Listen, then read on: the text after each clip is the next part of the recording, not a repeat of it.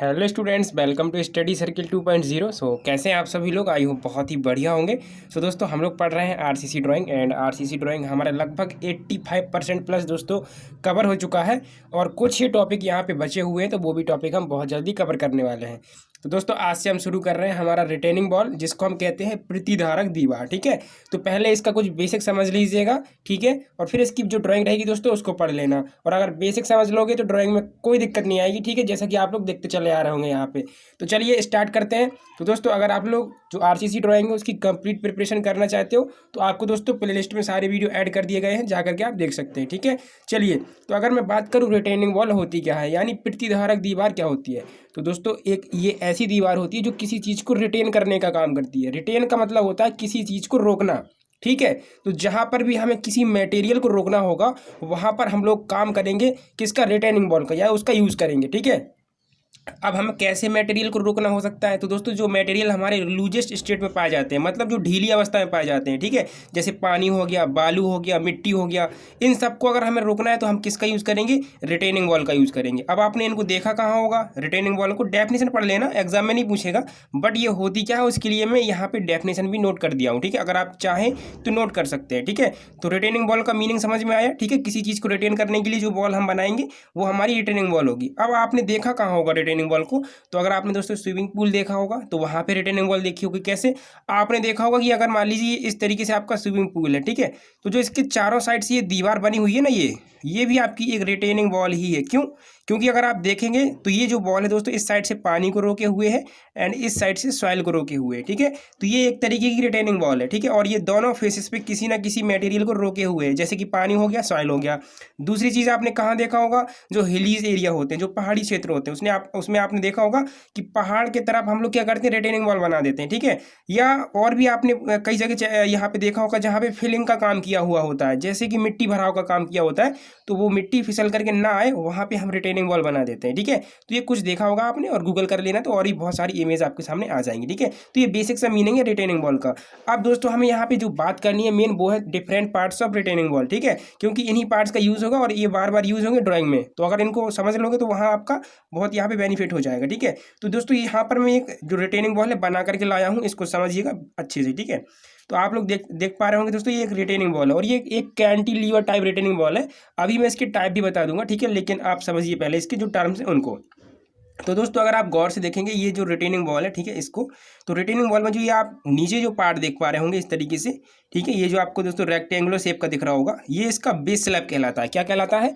Base slab कहलाता है। ठीक है, और यहाँ से यहाँ तक की जो ये डिस्टेंस है ये बेस स्लैब की थिकनेस कहलाती है, और यहाँ से यहाँ तक अगर आप देखेंगे तो ये बेस स्लैब की दोस्तों ब्रेथ कहलाती है, जिसको हम कैपिटल बी से लिखते हैं। ठीक है, समझ में आ गया? अगर आप और देखेंगे तो ये जो बेस स्लैब है उसके ऊपर कुछ इस तरीके से एक पार्ट आपको दिख रहा होगा वर्टिकली, तो इसको दोस्तों हम स्टेम कहते हैं। क्या कहते हैं? स्टेम।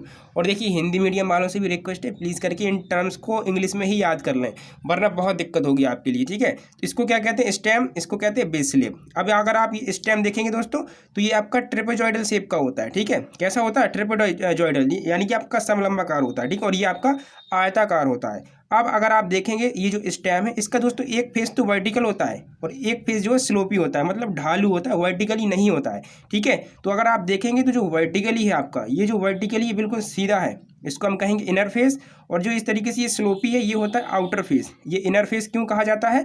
क्योंकि दोस्तों इस साइड हमारी मिट्टी भरी होती है, इस तरीके से देख सकते हो, ये सॉइल फिलिंग है आपकी, यहाँ पे मिट्टी भरी होगी जिसको हमें रिटेन करना है, रोकना है।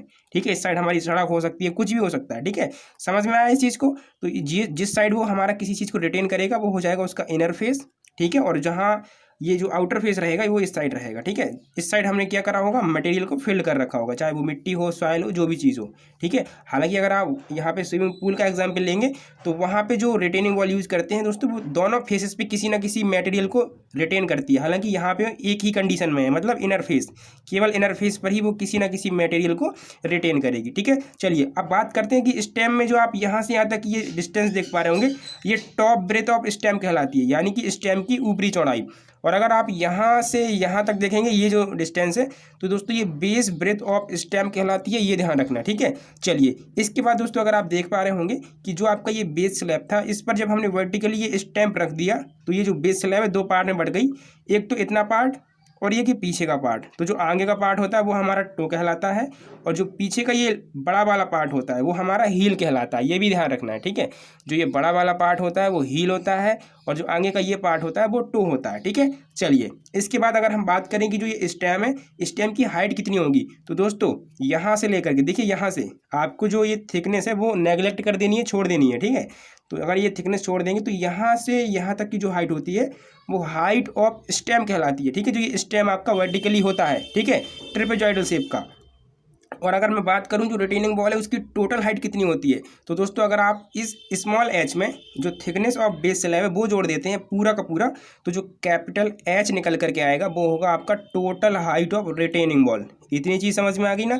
चलिए अब दोस्तों यहाँ पर थोड़ी सी हम बात कर लेते हैं प्रेशर के बारे में, ठीक है। देखिए इस साइड जो इसका इनर फेस है वो होगा सॉइल के कांटेक्ट में, ठीक है, क्योंकि इस साइड हमने मिट्टी भर रखी होगी। तो अब क्या करेगी, मिट्टी जो होगी इस बॉल पे कुछ ना कुछ प्रेशर लगाएगी। तो दोस्तों जो हॉरिजॉन्टल प्रेशर लगाती है, ठीक है, मतलब इस डायरेक्शन में ऐसे जो प्रेशर लगाती है उसे हम कहते हैं लैटरल प्रेशर। ध्यान दीजिएगा, लैटरल प्रेशर यानी पार्श्व दाव, क्या कहते हैं, लैटरल प्रेशर, ठीक है। और ये लैटरल प्रेशर भी दो टाइप का होता है, तो ये भी ध्यान रखना, ठीक है। ये जो लैटरल प्रेशर यहाँ पे जो मिट्टी भरी होगी जो हॉरिजॉन्टली लगाएगी, ठीक है, कैसे हॉरिजॉन्टली इस दीवार पे लगाएगी, वो लैटरल प्रेशर कहलाता है, ठीक है। और ध्यान दीजिए ये जो लैटरल प्रेशर होता है ये दो टाइप का होता है, एक होता है एक्टिव लैटरल प्रेशर और दूसरा होता है दोस्तों पेसिव लैटरल प्रेशर, ठीक है। एक्टिव जो आपका लैटरल प्रेशर होता है वो कौन सा होता है, तो दोस्तों जो इस साइड से लगता है, इस साइड से जो प्रेशर लगेगा आपका, देखिए आपका जो ये पूरा का पूरा रिटेनिंग बॉल है ना वो मिट्टी के अंदर होगा। ये देखिए आपका GL मतलब ग्राउंड लेवल है इस तरीके से, ठीक है। तो ये इतना पार्ट इसका मिट्टी के अंदर होगा कि नहीं होगा, कुछ इस तरीके से, ठीक है। तो इस साइड की जो मिट्टी होगी ना वो इस तरीके से इस साइड फोर्स लगाएगी हॉरिजॉन्टल, तो उसको हम कहते हैं एक्टिव लैटरल प्रेशर, ठीक है। एंड जो इस साइड की मिट्टी होगी, अब जैसे अगर आप इस टो को देखेंगे तो ये मिट्टी के अंदर दबा होगा, तो यहाँ जो मिट्टी भरी होगी ना यहाँ पे, वो भी इस बॉल पे इस तरीके से एक प्रेशर लगा रही होगी हॉरिजॉन्टली, हालांकि वो भी लैटरल प्रेशर ही है, बट इसको हम कहते हैं दोस्तों पैसिव लैटरल प्रेशर। ये ध्यान रखना है आपको, ठीक है। चलिए अब जो मेन चीज़ है वो यहाँ पे देखिएगा, देखिए यहाँ पे जो प्रेशर रिएक्ट कर रहा है दोस्तों उसका मैंने एक यहाँ पे डायग्राम बना रखा है, आप देख सकते हो इस तरीके से, ठीक है, किस तरीके से वो डिस्ट्रीब्यूट होगा। तो अगर इस तरीके से हमने यहाँ तक जो है सॉइल फिल कर रखी है, ठीक है, जिसको हम रिटेन करना चाहते हैं, तो वो सॉइल इस स्टेम के टॉप पर कितना प्रेशर लगाएगी, बहुत कम रहेगा। तो इस पॉइंट पे जो प्रेशर रहेगा यानी जो उसकी इंटेंसिटी रहेगी बिल्कुल कम रहेगी, लगभग 0 के बराबर।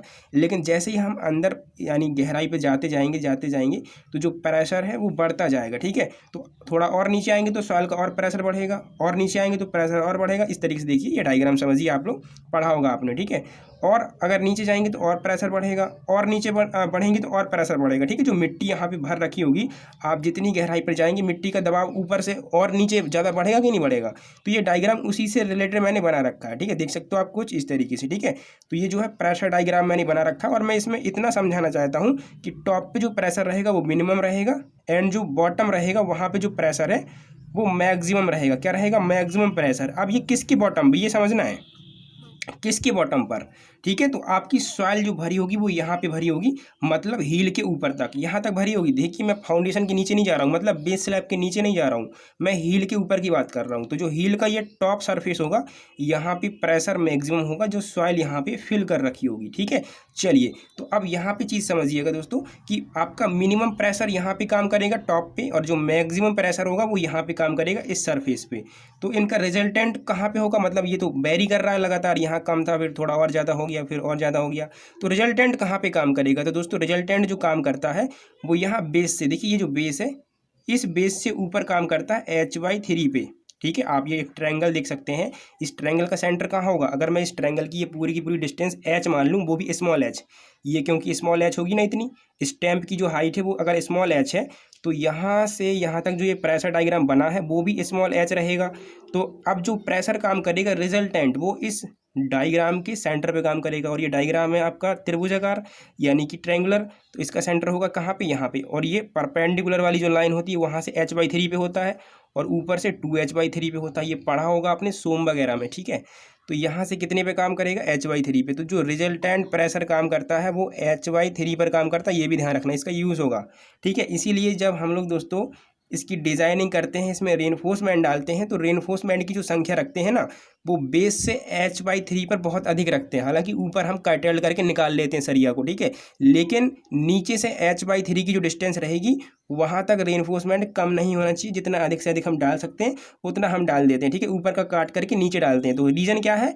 रीज़न यही है कि प्रेशर जो है, रिजल्टेंट जो काम करेगा वो नीचे से h/3 की डिस्टेंस तक काम करेगा। तो यहाँ रेनफोर्समेंट अच्छा खासा होना चाहिए, ठीक है, इस चीज़ को ध्यान रखना।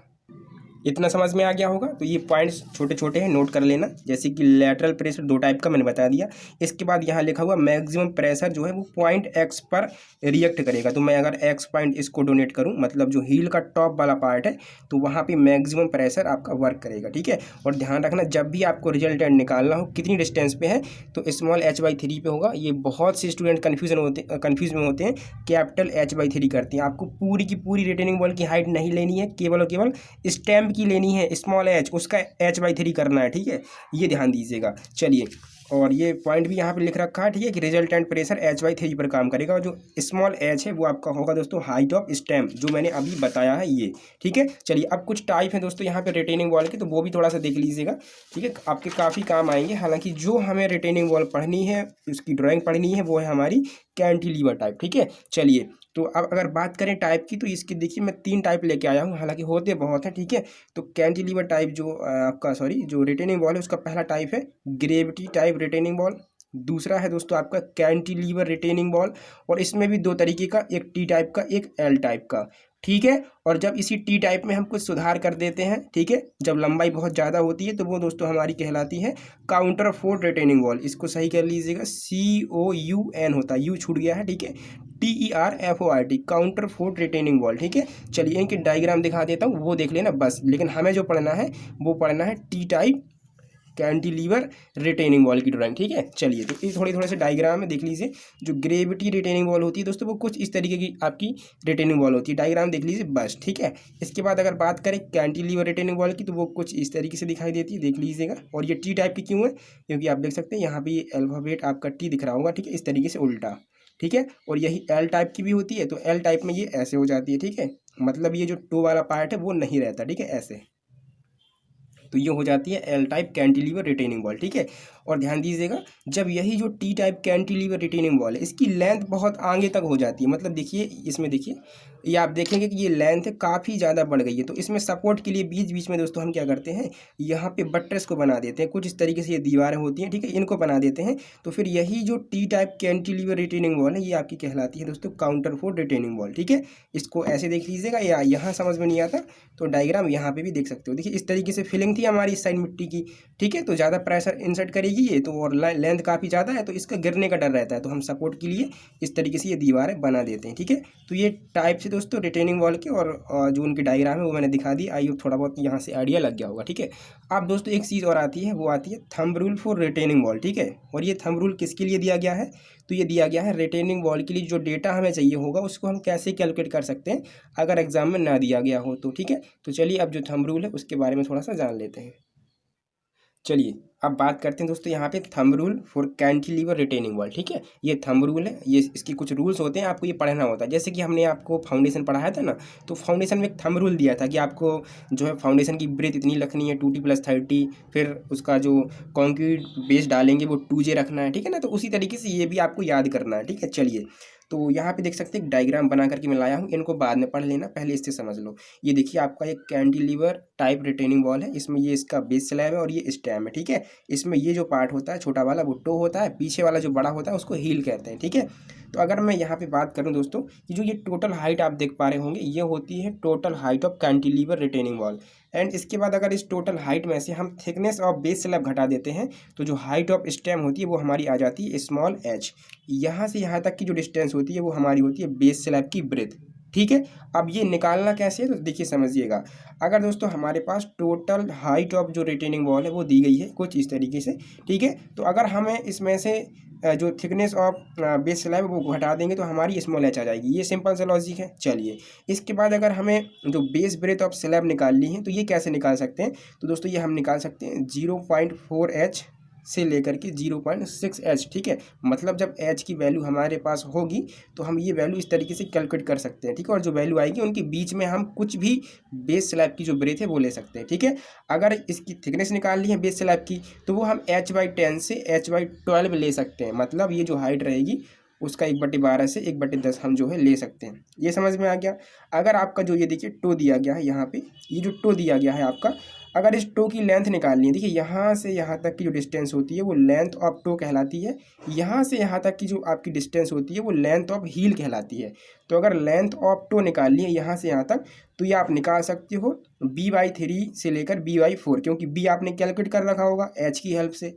तो अगर आप b/3 से b/4 करेंगे तो आपका आ जाएगा यहाँ पे जो लेंथ ऑफ टो है वो, ठीक है। कोई दिक्कत यहाँ पे। इसके बाद दोस्तों जो स्टैम्प है, स्टैम्प की जो आपकी ये टॉप ब्रेथ है ये आप लगभग 150 से 300 mm मान सकते हैं सेल्फ से, ठीक है। अब अगर इसकी आपको बेस ब्रेथ निकालनी है तो कैसे निकालेंगे, ये जो स्टैम्प है इसकी बेस ब्रेथ कैसे निकालेंगे, तो देखिए बेस ब्रेथ के लिए आपका यहाँ पे एक पॉइंट दिया गया है, देखिए दिया गया है कि स्टैम्प के आधार पर अगर आपको चौड़ाई याद करनी है, यानी ये जो बेस ब्रेथ है यहाँ से यहाँ तक की अगर ये कैलकुलेट करनी है तो ये दोस्तों हम कैलकुलेट करते हैं स्टैम्प की हाइट के बेस पे और जो इसकी टॉप ब्रेथ है उसके बेस पे। तो देखिए एक छोटी सी लाइन लिखी हुई है कि अगर आप लोग ये चौड़ाई याद करना चाहते हो तो ये चौड़ाई कैसे याद करते हैं, 4 सेंटीमीटर, ठीक है, 4 सेंटीमीटर प्रति स्टैम्प की ऊंचाई प्लस शीर्ष पर चौड़ाई। इस लाइन का मतलब समझिएगा, इस लाइन का मतलब ये है कि अगर आपकी हाइट 1 मीटर है किसकी, स्टैम्प की, तो 1 मीटर हाइट पर 4 सेंटीमीटर चौड़ाई लेनी है किसकी, जो आपका ये स्टैम्प है उसकी बेस की, और उसी में जोड़ देना है, उसी में क्या जोड़ना है, जो इसकी टॉप जो ब्रेथ है, ठीक है, स्टैम्प की वो। ये इस लाइन का मतलब है। फिर से समझिएगा, यहाँ पे बोला है कि अगर आप स्टैम्प की बेस ब्रेथ निकालना चाह रहे हो तो उसमें आपको करना क्या होगा कि ये जो चौड़ाई आपको लेनी है वो लेनी है 4 सेंटीमीटर प्रति मीटर स्टैम्प की हाइट। इसका मतलब समझो 4 सेंटीमीटर प्रति मीटर स्टैम्प की हाइट। मतलब अगर स्टैम्प की हाइट 1 मीटर है तो उससे हम लोग ले लेंगे 4 सेंटीमीटर इसकी चौड़ाई, एंड साथ ही साथ उसमें जोड़ना पड़ेगा जो शीर्ष पर चौड़ाई होगी स्टैम्प की वो। अगर मैं आपसे ये कहूँ कि इसकी जो हाइट है वो 5 मीटर है, ठीक है, तो 1 मीटर में हमें 4 सेंटीमीटर बेस ब्रेथ लेनी है, तो 5 के लिए कितनी हो जाएगी, 20 हो जाएगी। और 20 तो लेंगे ही लेंगे, लेकिन साथ में जोड़ेंगे जो इसकी हम लोगों ने टॉप ब्रेथ मार रखी होगी वो। तो ये ऐसे हम निकाल सकते हैं इसकी बेस ब्रेथ। ये भी पॉइंट समझ में आ गया होगा, ठीक है। बाकी चीज़ें मैंने रिपीट ही कर दी और कुछ बताने वाली है नहीं। हाँ, अगर आप लोगों को यहाँ से यहाँ तक की लेंथ निकाल ली, मतलब लेंथ ऑफ हील, तो ये आप कैसे निकाल सकते हो, इसमें आप क्या करना, जो टोटल ब्रेथ होगी बी उसमें से घटा देना किस किस को, लेंथ ऑफ टू प्लस यहाँ से यहाँ तक की ब्रेथ को, तो यहाँ से यहाँ तक की जो आपकी लेंथ होगी हील की वो निकल आएगी, ठीक है। तो वही पॉइंट्स यहाँ पे लिख रखे हैं, पढ़ सकते हो। बोला है कि दीवार की अगर कुल ऊंचाई निकाल ली है, मतलब कैपिटल एच, तो इसमें क्या करोगे, आधार स्लैब के निचले सिरे से शीर्ष तक की कुल ऊंचाई होती है। अच्छा, कैपिटल एच के बारे में बताया गया, मतलब कैपिटल एच होता क्या है, तो ये क्या होता है दोस्तों, यहाँ जो बेस स्लैब है उसका ये नीचे वाले पॉइंट से लेकर ये टॉप तक की जो पूरी हाइट होती है वो होती है total height of retaining wall. इसके बाद अगला पॉइंट है कि स्टैम्प के शीर्ष पर चौड़ाई कितनी लेनी है, देखिए यहाँ से यहाँ तक तो वो 150 से 300 मैंने पहले बता दिया। इसके बाद अगला पॉइंट था कि स्टैम्प के बेस पे चौड़ाई कैसे लेनी है, तो वो भी मैंने बता दिया, ठीक है। ये आपको 4 सेंटीमीटर प्रति मीटर हाइट ऑफ स्टैम्प लेना है, प्लस में टॉप ब्रेथ ऑफ स्टैम्प लेना है, ठीक है। इसके बाद अगला पॉइंट है कि स्टैम्प की ऊंचाई अगर याद करनी है, स्मॉल एच कैसे निकलेगा, capital H minus thickness of base slab, ये आ जाएगा। अगला बोला है आधार स्लैब की चौड़ाई, तो आधार स्लैब की चौड़ाई कैसे निकलेगी, 0.4h से 0.6h, ये आप ले लेंगे, ठीक है। इसके बाद आधार स्लैब की मोटाई, मतलब ये अगर थिकनेस निकालनी है तो कैसे निकालेंगे, h/10 से h/12, ठीक है, ये लिखा हुआ है, ठीक है। इसके बाद बोला है कि जो आपका टो होगा, ये जो टो होगा यहाँ से यहाँ तक इसकी जो लेंथ लेनी है वो कितनी लेनी है, b/3 से b/4, तो वो भी बता दिया। इसके बाद कवर, हाँ कवर की बात कर लीजिए थोड़ा सा। तो देखिए रिटेनिंग वॉल में जो हम कवर लेते हैं वो लेते हैं दोस्तों 50 mm से 70 mm तक, ठीक है। तो ये हम क्वेश्चन में देख लेंगे, ठीक है। तो इतनी चीज़ें आपको पहले याद करनी होंगी, इन सब का यूज़ भी होता है, ठीक है। और मैं एक क्वेश्चन भी इस पर कराऊंगा, वो होगा हमारा कल, ठीक है। चलिए, तो फिर ये वीडियो आपको कैसा लगा ये कमेंट में जल्दी से बता दीजिएगा, एंड जो आप ड्राइंग का वीडियो होगा उसमें हम लोग मिलेंगे, ठीक है। Thank you.